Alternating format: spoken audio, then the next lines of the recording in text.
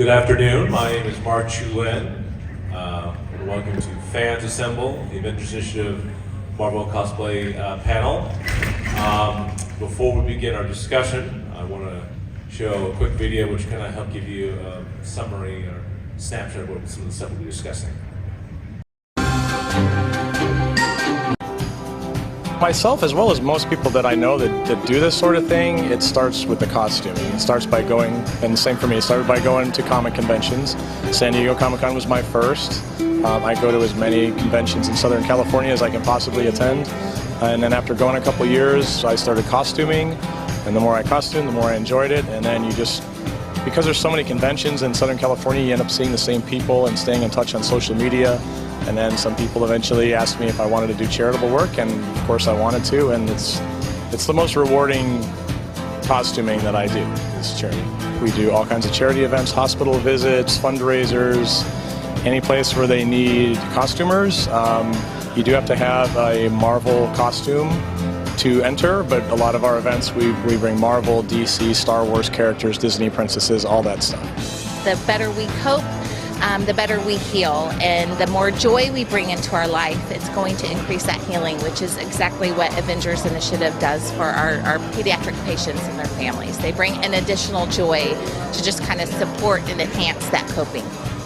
Hospitals themselves are so strict in bringing on people into visiting patients that when I heard somebody, interested in coming to see the patients, I was really taken back because I wasn't sure what to expect. And once they came to the hospital, it was like, like a 180. I don't know. It was just so nice to see what they did for our patients. Afterwards, a lot of times we'll get together for dinner. We're covered in sweat, we're dirty, we're hungry. We'll take off our costumes, we'll go somewhere close by to eat, and we stopped at a burger shop. And we were just talking about how great it went and how we did, and there just happened to be a woman at the next table that works at the hospital we just came from. She had just gotten off and she was having dinner. And she chimed in and said, I want to thank you for what you did today, because she said these kids, even though you spend 5 or 10 minutes with each one, they talk about it for weeks. This really affects them. So there's something about seeing those faces, the kids just embracing that interaction and bringing something to them that they might not normally be able to have. So it's very valuable for me personally, and I think for most people that do it. It's the joy that you guys bring, those smiles that you bring not only to the patients and then to the children, but when parents see their child be normal again, be themselves. It's uplifting for those parents who feel like they can't bring any normalcy to this life, but it's the first time where a child can say, hey, they're here for me. There's even studies that just a superhero stance, it brings self-confidence and a sense of power to children. So just kind of bringing that to the environment and having children stand in that superhero stance can actually make them feel stronger and like a hero. It gives you a sense of there being more beyond your daily little trivial problems that you might have, and it kind of gives you a renewed sense of reality. I'm an electrical engineer and I fix lab equipment. Pretty boring stuff. And I don't get to dress like this either. Let me go ahead and introduce our speakers. And for those of you who are in the group, state your name. If you have a position in the group, just know what that is. Maybe your outfits in the club. If you're one of our organizations we have the pleasure of working with, please also state your position and what that organization is. Let me go ahead and begin with Daniel, and you also introduce our unofficial 7th panelists as well. Daniel, let me turn it over to you, please. Thanks, Mark. My name is Daniel Trevizo. I've been a part of the Avengers HQ, Avengers Initiative, for going on, what do you say, about 8 years, maybe? Okay. It sounds, give or take 8 years. And I started cosplaying, just basically building suits. First one was an Iron Man suit. Next, I progressed and built a Hulkbuster suit. So just happy to share my hobby and give back to the community. That's an important part of who I am and the job I work for. My full-time job is a fire captain for Los Angeles County Fire Department. So giving to the community is just something inherent in me. And it's awesome working with a group of individuals that also like giving back to the community and sharing their talents and their skills to just brighten up the faces of these little ones. Our newest member, Jackson, is a peer support therapy dog, and fortunately with Guardians of the Galaxy 3 coming out, Cosmo is going to be introduced to the MCU, and Jackson is going to be cosplaying. Now, he works with me in the fire department, so I'm part of the peer support program, and basically as a peer support member and lead, I go out on any critical incidents, any critical calls that firefighters encounter over the course of their career. And some firefighters like to open up with another peer, but a dog makes things so much better. And individuals that have difficulty expressing themselves emotionally can share those feelings with the dog. And the dog just loves you unconditionally. So it's a great team to be a part of. So, thank you. Thanks. Jennifer? Hi, my name is Jennifer Athey, and I'm the commanding officer for West Coast Avengers, which is California chapter of the Avengers Initiative. I have been with the group almost 5 years. It'll be 5 years this year, I believe. Maybe 6. COVID time doesn't exist anymore. I primarily cosplay as any version of Peggy Carter that I can get my hands on. And I also sort of like some villains, so I love Agatha Harkness from WandaVision, and Disney Evil Queen is another one that I'm getting ready to roll out. She's obviously not Marvel, but she is marvelous. And I just, yeah, we're all very punchy, but we're also very happy to be here because we love to go out into the community and make people's day a little brighter, bring some comfort to someone who's maybe having a rough time of it. I had a baby that was born prematurely, and obviously a superhero visiting her wouldn't have made an impact on her, but I've been able to visit back to that same hospital that took care of her for us and helped her survive and thrive and grow. So that meant a lot. And it's good to be able to go and to be able to give back that way.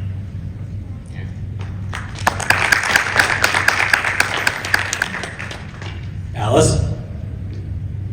Hi guys, my name is Alice Irvin. I am a member, I'm announcing We're that announcing now. She's the executive officer and Jennifer's deputy for the California chapter of Avengers Initiative. With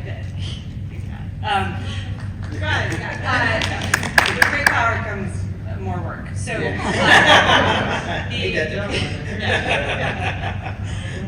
so I have been volunteering with the Avengers Initiative at a larger scale since 2017 when I joined the East Coast Avengers. I was living in Washington, D.C. and active with a lot of groups there. Very fortunate to be able to do that work. I relocated to California at the end of 2021 and reapplied to West Coast Avengers and just immediately fell in with this really terrific group of people.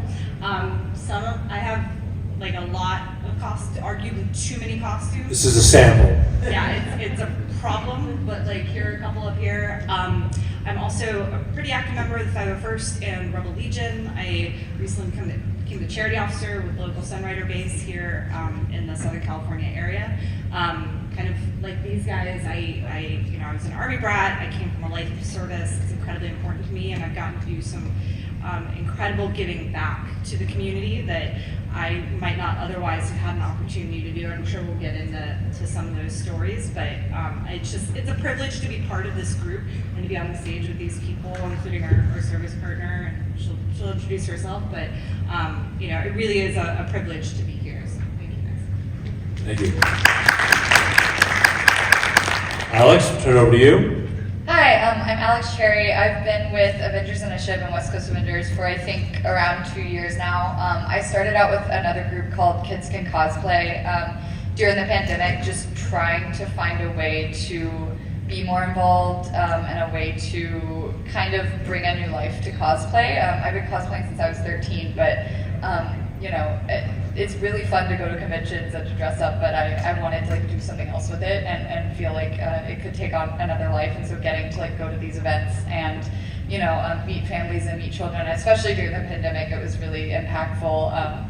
Kind of like Mark talked about, when kids look at you and they don't see you, but they see the character, that's the most magical thing in the world. And I also work for Marvel Studios, and I love getting to talk to my coworkers about what we've been doing at Avengers Initiative, and they always want to see everyone's cosplays and get really excited about the work that we're doing. So that's another really cool part of it.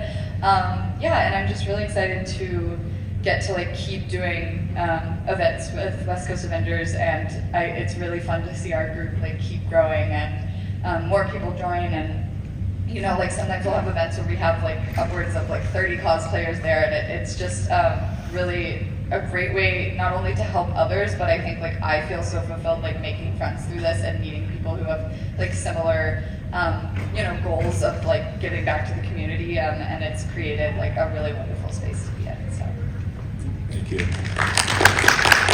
Natalie, please introduce yourself along with the organization you represent, please. Hi, my name is Natalie. I work for Shriners Children's Southern California. We're located in Pasadena, California, and my job at Shriners is I'm a certified child life specialist. So I provide psychosocial support to patients going through any type of procedure, just hospitalization, and basically easing anxieties, fears, just helping them understand what's going to happen in a developmentally appropriate way. And part of my job is to have visits like Avengers Initiative come and see the patients. And so I've been working with Mark and this group for about, I think, almost 8 years now.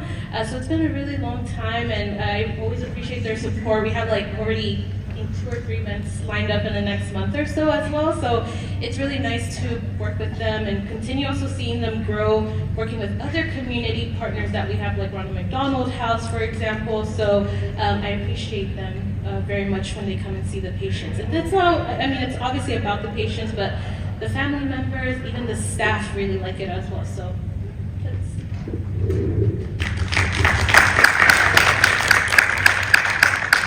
Thanks, and I should introduce myself. I'm your moderator, Mark Chu-Lin. Along with being the moderator, I'm the Avengers Initiative group leader or club president. I'll simply say I've done cosplay a long time. I've been to WonderCon since it started back in '87. I'll leave it at that. I have a lot of outfits, Marvel, Star Wars, G.I. Joe, a lot of genres related. Just one thing near to my heart is fan groups hopefully working together and also hopefully being together to be of service to the community. I appreciate our body of panelists here to hopefully discuss a little what we do in the Avengers Initiative. So if I may, let me go ahead and go to some general information about who we are. And then we'll kind of dive into the discussion on what we do and as a group. So our mission is Marvel fans come from a wide spectrum of backgrounds, but no matter how diverse or where they are located, common bonds become evident when people come together to celebrate their passion for the legendary superhero group known as the Avengers. Our purpose. Our organization was founded to basically provide a collective identity for costuming fans with similar interests. The Avengers Initiative is proud to put its resources to good use through fundraising, charity work, and volunteerism. What is the Avengers Initiative? The Avengers Initiative is a Marvel fan club dedicated to celebrating the Marvel Universe through costuming. The Avengers is an all-volunteer organization formed with the purpose of bringing together costume enthusiasts under a collective identity with which to operate. The Avengers seeks to promote interest in Marvel through the building and wearing of quality costumes and to facilitate the use of these costumes for Marvel-related events as well as contributions to the local community through costume charity and volunteer work. What can the Avengers do for me? There is nothing like a group of superheroes or villains to bring attention to an event. The Avengers Initiative works as a group to create a real-life experience with a wide array of professional-grade costumes and props. Our group standards help to ensure a high level of professionalism, both actions and appearance, quality events. Does the Avengers Initiative charge for its appearances? While we do not charge a fee for appearances, public or private, we encourage donations made to your favorite charity in the name of the Avengers Initiative. If you do not have a charity of choice, our group would gladly provide a list of some that we support. Examples include Ronald McDonald House, Make-A-Wish Foundation, and Shriners Hospital for Children. Is the Avengers Initiative part of Marvel or Disney? The Avengers Initiative recognizes it holds no claim over the costumes and characters it portrays. Our organization acknowledges and respects that these characters are owned by Marvel Entertainment and its parent company, Disney. The members of the Avengers Initiative acknowledge and accept that while in costume, we represent the Marvel Entertainment brand and will do so professionally and responsibly at all times. So, I'd like to turn over to our panelists. One of the things I'd like to discuss, which is our basis, which is Marvel costuming. Let me begin off with Jennifer, her being our new West Coast California chapter leader. I'll start with you. Share with our audience, how did you get into cosplay? So I really wanted to be involved in theater and dance when I was little, but my mom thought school was a lot more important. So I never got to express that creativity. And when my daughter was 12, she wanted to start cosplaying, so I helped her. And then I would tell her about the one time I had cosplayed before, which was I went to an X-Files convention as David, which was where I met their dad. So, you know, that was, the kids were like, oh, they thought that was so cool. And so, you know, she was getting into it and stuff, and I kind of watched her, and she's like, oh, I went to this convention, do you want to see my pictures? And I was like, that's cool. Isn't that cool that your mom lets you do that? Like, so then I was like, wait a minute, I'm a grown-up, and I make my own money, and my mom can't tell me what to do anymore. So I started looking at characters I might want to cosplay, and we watched Captain America, the First Avenger, and I was like, zing, there she is, Peggy Carter, because she just is a strong and independent character, and she doesn't take any crap from anybody, and I was like, yes, this is what I want to do. So I started, my first costume was put together from the Goodwill, really. It was just like a closet cosplay of Peggy, and then I found people who could make costumes, and I paid them a nice amount of money to do that for me, and then that hasn't stopped. But yeah, I really have enjoyed that, and I've started teaching myself how to sew with videos and some help from friends, which is always an adventure. Sometimes I'm just like, screw it, I'm going to do this because it's going to look fine, guys. It'll look fine. I was finishing something for my costume yesterday at midnight the night before. But yeah, I just really am enjoying it, and I'm able to finally tap into that creative part of me that was kind of pushed down for so long. So that's how I got started. Thank you. Alice, what about you? Yeah, I went to Dragon Con as press and looked around at all the cosplayers. If you've ever been to Dragon Con, you know it's just like a party, right? Like, That's good. yeah, I hung out with these guys last year. Best convention, definitely a party convention, a very cosplay heavy convention. And I remember sitting, I was writing for a video game website at the time, huge gamer, and I remember sitting after each panel and like writing everything up and looking. There's an enormous Dragon Age group. So shout out to my Bioware fans out there. There was like every character from Dragon Age was in a group, and they were having so much fun and just embracing this thing that they loved. And I thought, wait a minute, I'm doing the wrong thing. Those people are having I remember that thought, those people are having so much more fun than I'm having. And so I went back the next year as a cosplayer. That was about 10 years ago.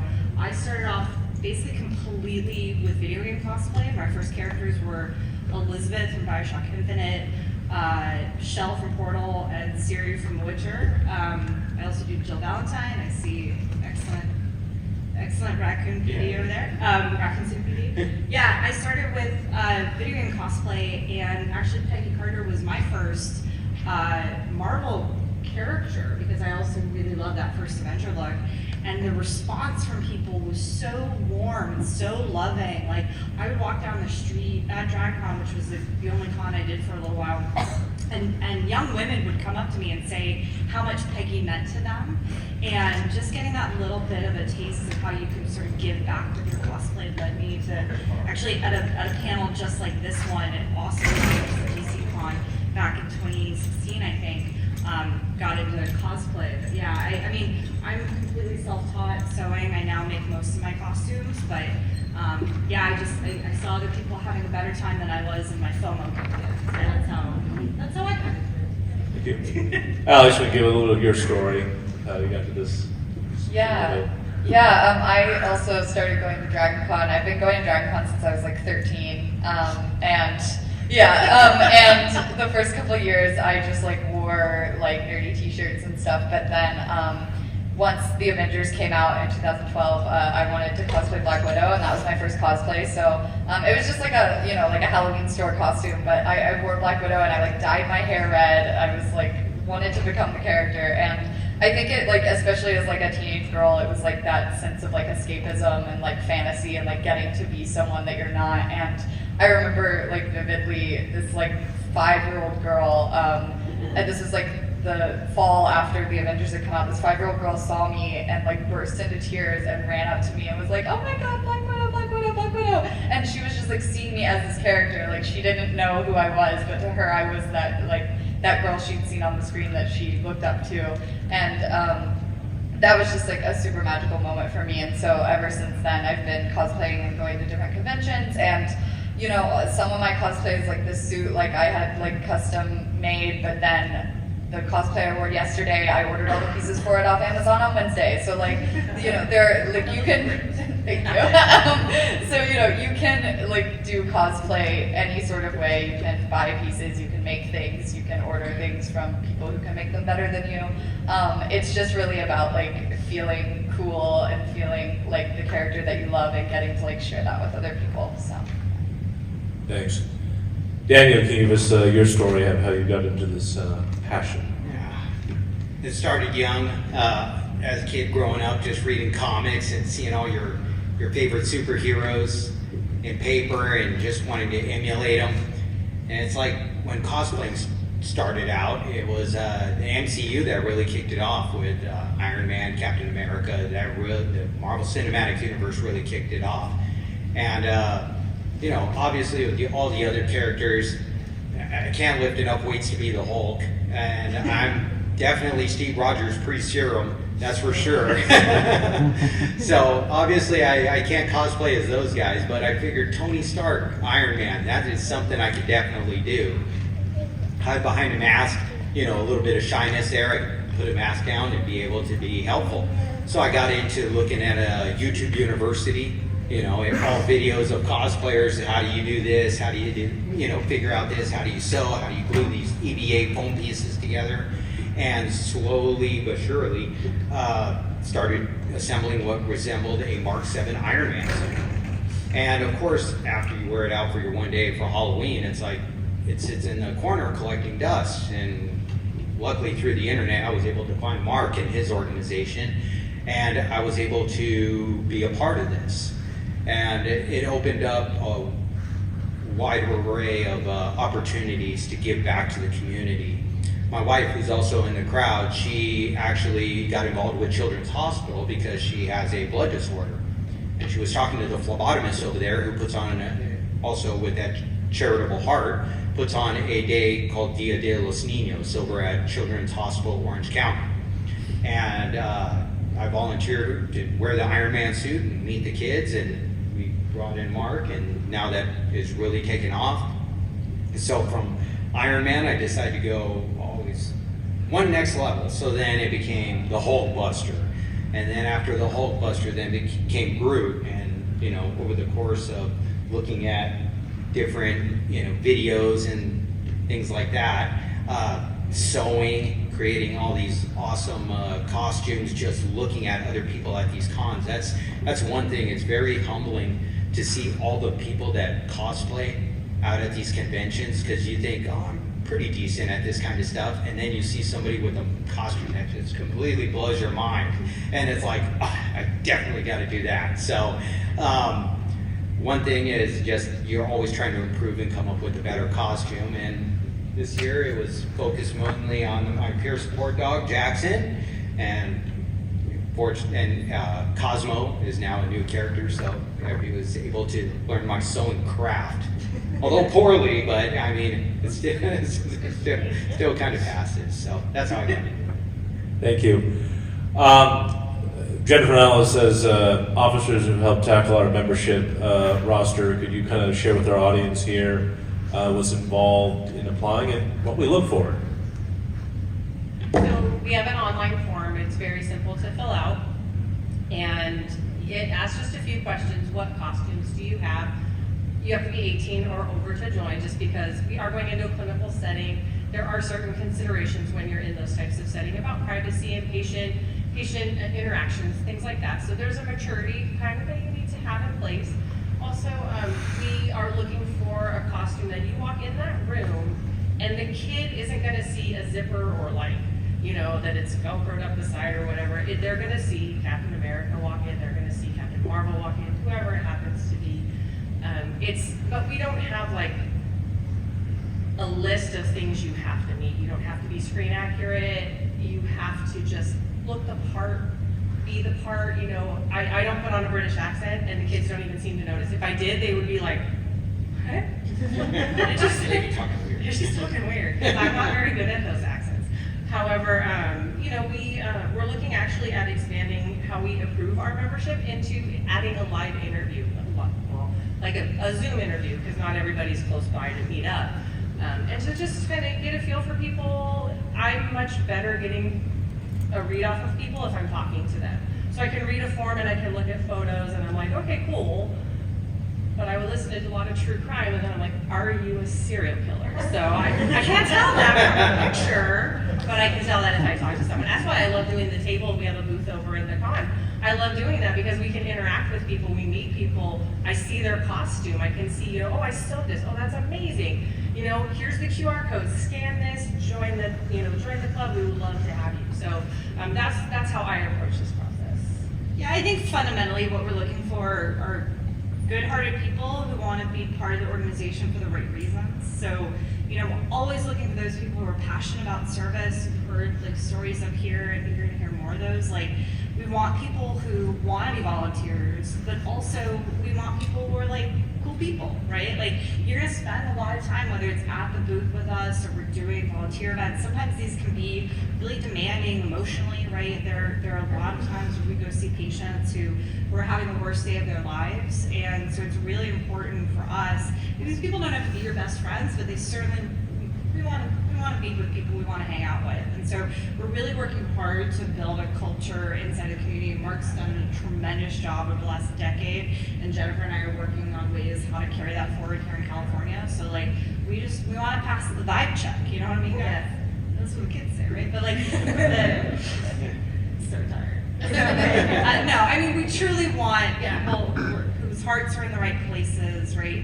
We know our hosts want people whose hearts are in the right places. So, you know, come and talk to us. Like, just show yourself. And I'm sure that self, you guys are here, which is already like a huge indicator that you're like the right kind of people that we're looking for. And so, again, as Jennifer said, like, we aren't looking for every little, like, is your hem the right length? Like, is your hair color the right color? Like, we don't care about those things. We just care if you're the right people for this organization. And like, the costumes are almost secondary to that. So, yeah. And are you a Marvel fan? Because at the end of the day, there's a lot of cosplayers out there who make beautiful costumes of characters that they don't even maybe know a lot about.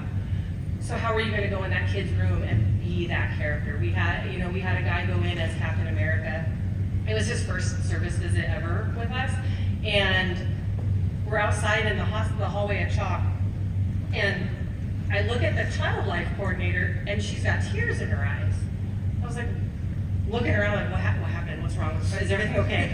And she's like, that kid hasn't said 2 words to me since he got here last week. And he's having a full-on conversation with Captain America. And it's just, that's what we're looking for, because ER knows his character, you know, and when he sent me from Alabama, I'm ready for that. But yeah, so he knows the character, and he was able to have that interaction with that kid and just make that kid's day. That's the kind of people we're looking for. Yeah, and not to, I know Mark has more questions, but like, as another example of this, we were, Samantha, who's recording for Instagram, shout out at California Avengers. Samantha, Jennifer, and I were doing a pediatric visit, and there was like a kid getting a medical procedure done. Yeah, you know what I'm talking about. A kid getting a medical procedure done, and was like behind a screen. And we walked in, and we ran into his dad. His dad's wearing a Marvel mask, and he's like, "Why are you guys here? Can you come with me?" And we're like, "Yeah, we'll come with you, right?"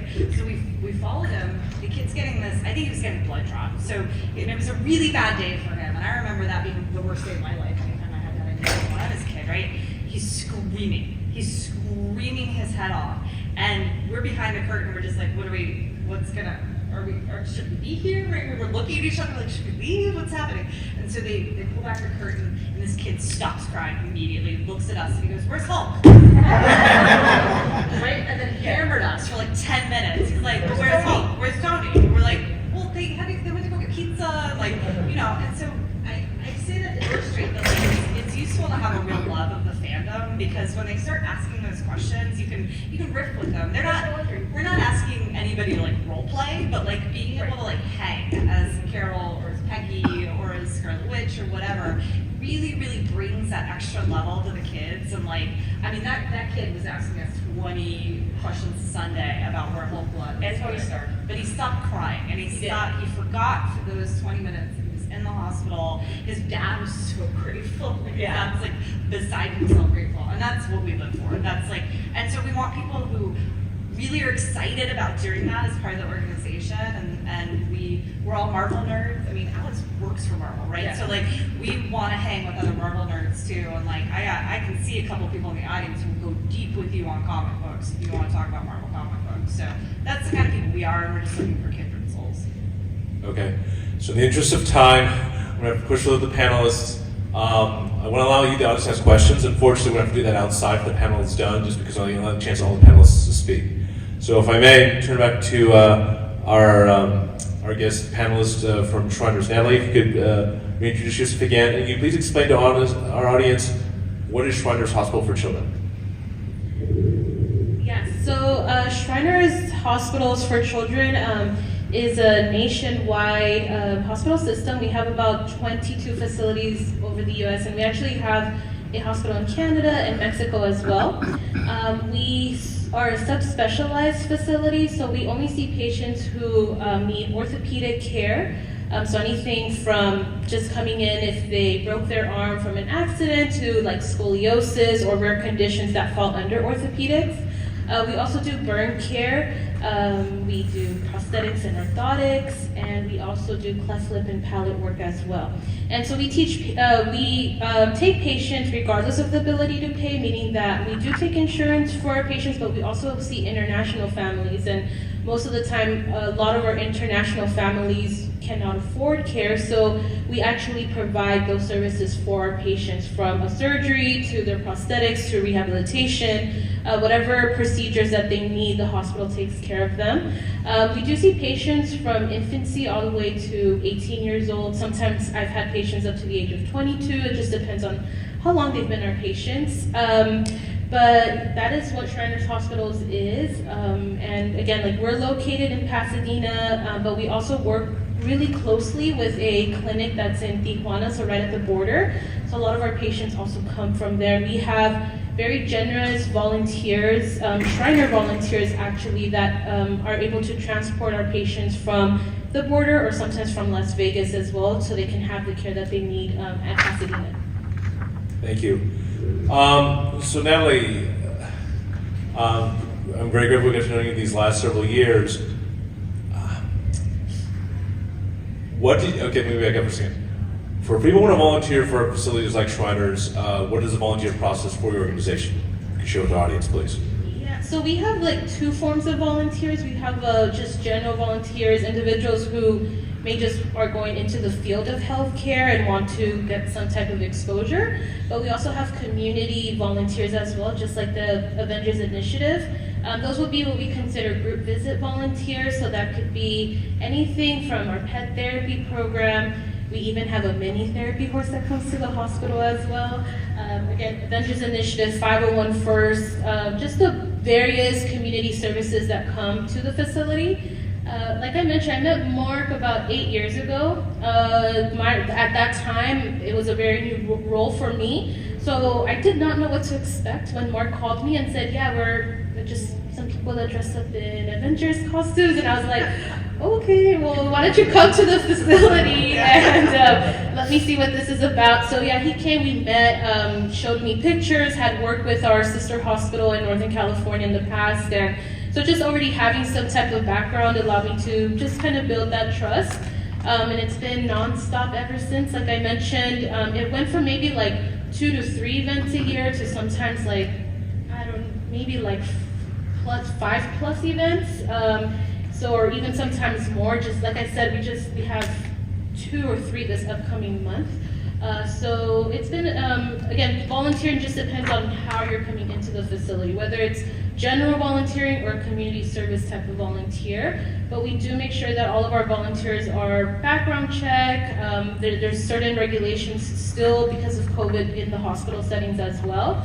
But for community facilities, we usually rely on someone like Mar, Jennifer, or Alice to kind of give us information about their volunteers to make sure that they're allowed to come to the building. So just asking us like what our policy and regulations are, providing them with that information, and then just getting processed to come to the facility. But also really making sure that anybody who comes to the building is following all of our rules. Because that's very important. Since we do work with a very vulnerable population, we want to make sure that everybody is following the rules. And I've never had an issue with anyone in the past. And like I said, it's just a really great relationship that I have with them. Thank you very much. Back to you, Jennifer. Alice, if you could briefly go over our audience, kind of like what we do to recruit, to be blunt, vet volunteers for such service activities, please. I'm not above bribery. No. So we post on Facebook when we have all the information into our. It's member only. It's not a public thing. Yeah, I'm getting there. To our members only group, and let them know these are the details of the event. This is how many people we need. We ask that people list a few costumes, and then we would send that list to Natalie and say, do these costumes fit your needs for that day? Okay, you're going to be Carol. I'll be Peggy. Alex and Alice is going to kill me. She's going to be Spider-Gwen. So, we do it that way. We let the facility decide. That makes it a lot easier on us as leaders, so we don't have the same people always in the same costumes, because in our view, nobody owns a character. There may be a character I identify with more, but I'll dress up as whoever you need me to dress up as. If I have the costume, I'll put it on. If it's to make the kids happy, I don't care. So, and then we work with our partners to see what they need from us. Yeah, there's sometimes requirements related to like flu shots or other vaccines that you need to have before you can go into the setting. We are still wearing masks in most of those settings currently, so we do have to follow the regulations provided by our partners, and that's for the health and safety of the staff and children. So we always make sure to follow that to a T. And sometimes there's a special request from a facility. We have a child here, we have a family here, really loves Spider-Man, and we'll try to make sure that we get Always Spider-Man. No, sometimes it's Batman, and we're Marvel folks, but so if somebody really loves, I think a couple times there's been specific requests for Samantha's Scarlet Witch, right? So we try to make sure that we are doing right by our partners. If we come to a comic book convention, we can be anything we want to be, but we really are there for the staff, the families, and the patients. So that's what comes first every time. Thank you. All right, so service aside, we also want to discuss other activities we do. So we thank everyone for coming to our panel here at WonderCon. Perhaps, I don't know, for those of you who are on Saturday, we try to organize a little gathering.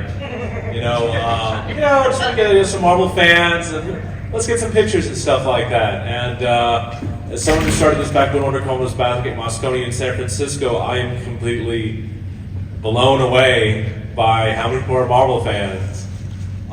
Just due to circumstances we have at the water fountain, and we had a ton of people. But that's one of our other goals is to meet other fans at venues like this to hopefully meet and just have fun. So we first started off by doing a fan shoot. It was just like half a dozen people at Moscone, Comic-Con International. Just let us, hey, here's a little spot you can use for an hour. And then it has blown up to be something like, how many did we have last year? Last year we had one of the photographers that was there. He looked at one of the photos, and he's pretty good at guesstimating. He said it was about 250 to 300 people, which is great in the area that we used last year. It was so great at the fountain. Yeah. I needed some time with Jackson after yesterday, so I'll just say that. Extra cuddles. Yeah, so we have a copy of last year's picture on the South Terrace at our booth. You'll find it on our social media. But to give you an idea, here's a panoramic picture of all the Marvel cosplayers and the photographers at the water fountain tomorrow. So we're very grateful that the convention community and shows like Comic-Con International ones are very popular. If you look at your booklet, last year's photo shoot. For Comic-Con Special Edition, the start of Comic-Con after the pandemic, its first show. They used one of our San Diego shoots, preparation for WonderCon for last year. In welcome packets. We've been lucky to draw enough attention to convention attendees where, we are part of, a focal point for a lot of fans and even media outlets to kind of check out, hey, what's going on at Comic-Con? What are all these people doing here and stuff like that. We're grateful for that. So along with the service component, we definitely like being around the community, and a convention venue like this is, we're grateful for the opportunities to do stuff here. Comic-Con also is a museum over at Balboa Park.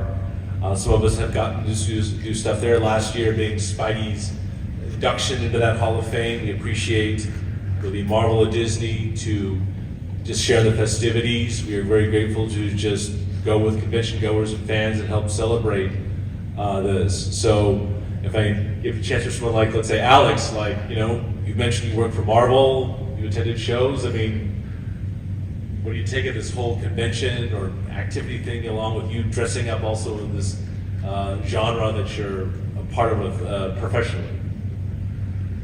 Yeah, it's really cool to, I think the most important thing for me working for some place like Marvel is I want to be a fan, and then I also want to get to be a part of making it, and that's the funnest part of getting to be a part of this group is that I get to go do my fan thing with you guys, and then when I get to work it's a little bit more serious, but I think one of the really special parts of, especially about this group, is that there's not a really strict, there's not a strict requirement of oh, you have to be here every weekend, doing this with us and dedicating every ounce of time that you have. It's really about if you can show up, wonderful, and show up when you can show up, and everyone's so happy to see you. And I think that's really important. It's sometimes I won't be able to do an event for a couple of months, but then when I show up at the next one, it's coming home again and seeing everyone, and it's no time has passed. So I think that's the best thing about being a part of this group, and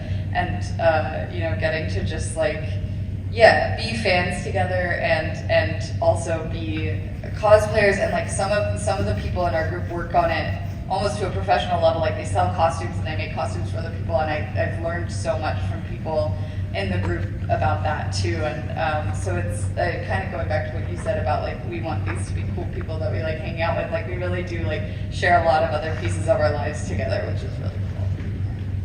So thank you. Alice, the two of us have gone to Dragon Con. You have also said that's what I think it was your start for this. How do you, now that you're part of an actual group, what are your thoughts about kind of doing all this stuff now, especially this? I know this weekend's been exhausting, so much effort coming out. What are your thoughts? I was at a data and analytics conference for work all week, and then moved straight into this. But I'm an engineer in my day life. So Alex actually said this earlier. And I've talked to people about it all weekend too. So many of us have costumes that we're really passionate about. Or David, you were talking about wearing Halloween, and that 20 years ago for a lot of us that might have been the only time you're wearing a costume. But we've put a lot of time and energy into a lot of these costumes. And one of the really great things about belonging to one of these groups is even if you go to all the conventions, there's still time left in your week to cosplay. And crazy like we are, this is a great opportunity, not just to give back, right? That's absolutely the most important thing. But I don't know, if I haven't cosplayed in a minute, my costumes start to yell at me from the closet. And so we have this opportunity to use we'll talk about it afterwards, but we have such a great opportunity to spend so much time we've invested. If you haven't stopped at booth to see Daniel's tremendous builds, he mentioned his group, his Hulkbuster, come see them in person. They're really stunning, and obviously see Jackson's asleep back here, but come see Cosmo afterwards. But we invest. We'll be outside the lobby. Yeah, we invest invest so much in these costumes, and this is such a great opportunity to continue to use them, more than just if you just go to DragCon, you just go to San Diego Comic-Con. You can use these costumes year-round to really do great stuff, whether it is kind of these like more promotional things or the service events as well. It's a great way to justify what you can and do spend on a costume. Yes, that's true. Yeah. I don't talk about numbers because they're not important at the end of the day. And also our service requirement is one service event a year.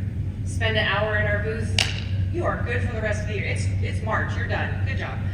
Please do more than that, of course, but if that's all you can do because you have a busy schedule, because I know your schedule probably isn't like Monday through Friday, 9 to 5. You may have some outside times. I have a life outside of cosplay and my full-time job too. I have other things I like to do. Firefighter, talk about a schedule. So, yeah, we're gonna get Natalie into cosplay. Yeah, we're going to think of one. It's gotta happen. So that's all we ask. It's one service event a year. It's such an easy thing to do, and once you do one, you're like, well, when's the next one? Because it's such a great rush. Yeah, we only require one. We welcome you to do them all. Yes. So, Or at least more than one. Yeah, I don't know about all of them. You're welcome to do as well. We had 5 events over 2 days last December. I don't need you to do all of them. You don't need to, but if you. But Mark did, so. If you, yeah, I think. A lot of us do a lot of them. Yeah. And so if you have the kind of energy and time to want to do a bunch, this is also the group for you. You will have a lot of opportunities as well. Thank you. All right, to quickly wrap, kind of the cherry on top to wrap up our discussion.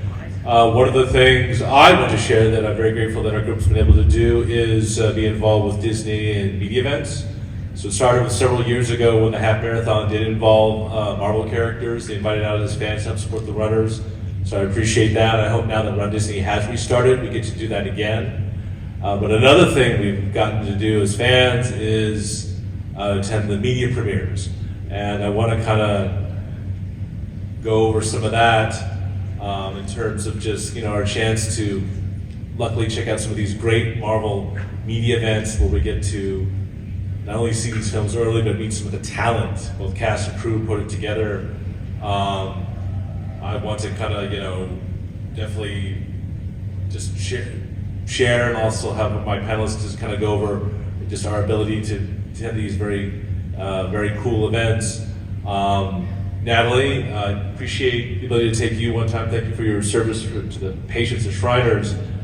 What was your impression of that event you were able to go to back in the day to see a little bit of Marvel craziness, media-wise? It was crazy. No, it was a lot of fun.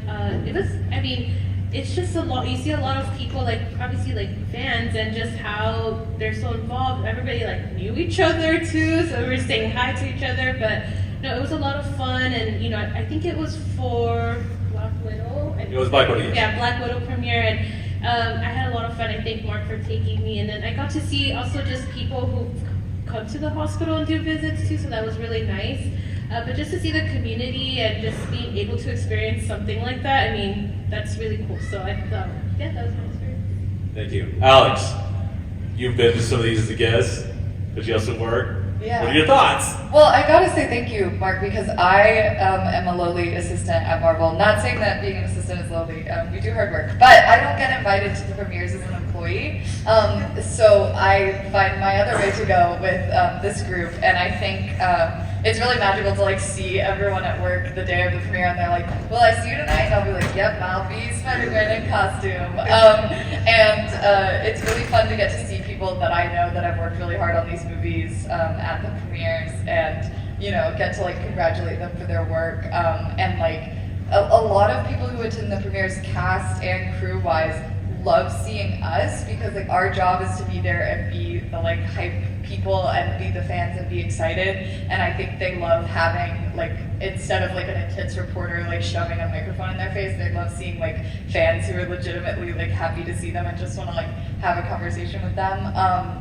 And it's really a really magical privilege to just get to be the first fans to see something outside of the sphere of the company making it. So it's been, I think I've been to 8 or 9 premieres, and they're all such a fun time. Thank you. Alice, your quick thoughts. Yeah, I'll just say really quickly that it is absolutely a privilege, and I've only been to a couple. It was not something that was even on my radar when I was on the East Coast. It's got a hard stop there. I can stop talking. Yeah, we should always approach it with gratitude. It's something we as a group are very grateful to be able to do. Easy come, easy go. So we just like to celebrate them and take them as they come. But we are tremendously privileged to do that. Very quickly. I think the most fun thing is seeing Alex's name on the screen. Yeah, we always get to cheer really big.